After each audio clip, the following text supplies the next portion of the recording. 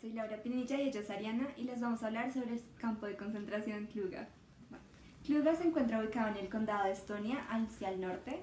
Acá pues está el país, que es Estonia. Kluga era un subcampo de trabajo de concentración de Vaivara, queda por acá. Y bueno.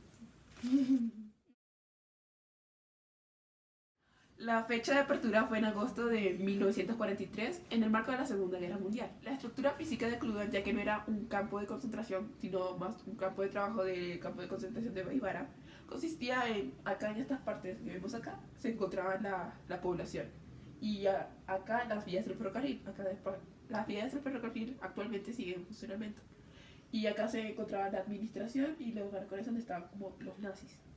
Acá actualmente donde quedaba realmente Klugan, hay ahora un monumento en honor de todos los judíos.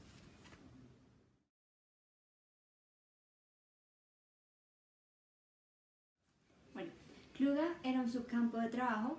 El objetivo era que había una alta concentración de fábricas y los prisioneros eran obligados a fabricar productos para sacar provecho de los recursos que habían en Estonia.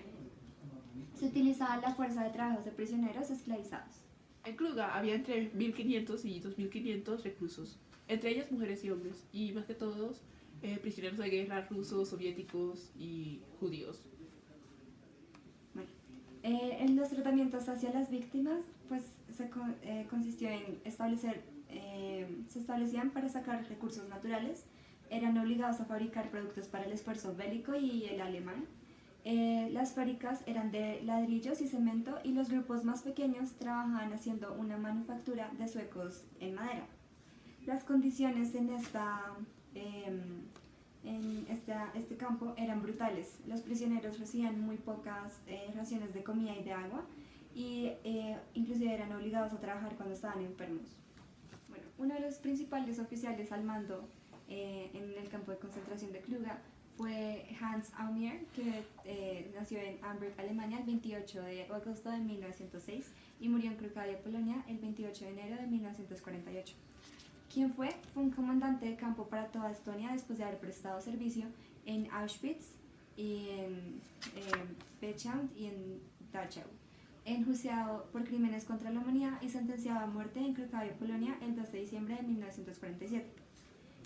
También estuvo Odd Bernays, que nació el 3 de junio de 1900 en Leonding, Alemania, y murió el 10 de mayo de 1945 en Heidesschwing-Molstein. Fue un alemán de la SS también.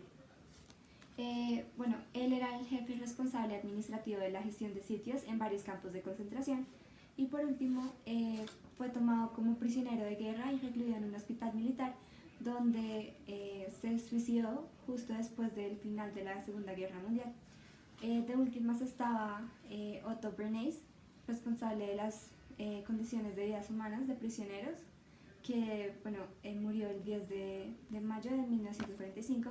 Y por últimas estuvo Franz von Bottmann, que nació el 23 de marzo de 1908 en Siebeldorf, Alemania, y murió el 25 de mayo de 1945 en Attenberg-Pungau. También fue un alemán de la SS.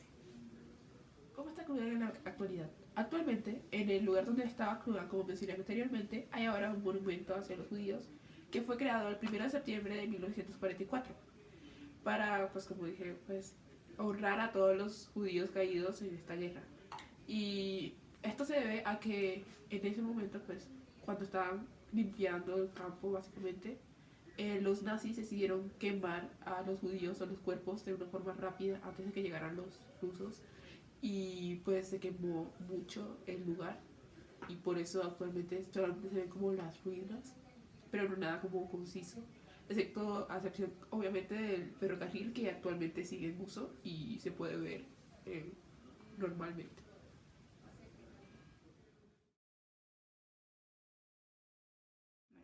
De sobrevivientes, solo 85 de 2.400 lograron ocultarse y sobrevivir y fueron liberados por las fuerzas de liberación. El 19 de septiembre de 1944 se ejecutaron a los últimos 2.500 prisioneros del campo y uno de los sobrevividores pues, se llamó Ray Gawendo, no se sabe la nacionalidad, y sobrevivió al hacerse la muerte entre una pila de cadáveres días antes de que los nazis empezaran a matar a todos los judíos.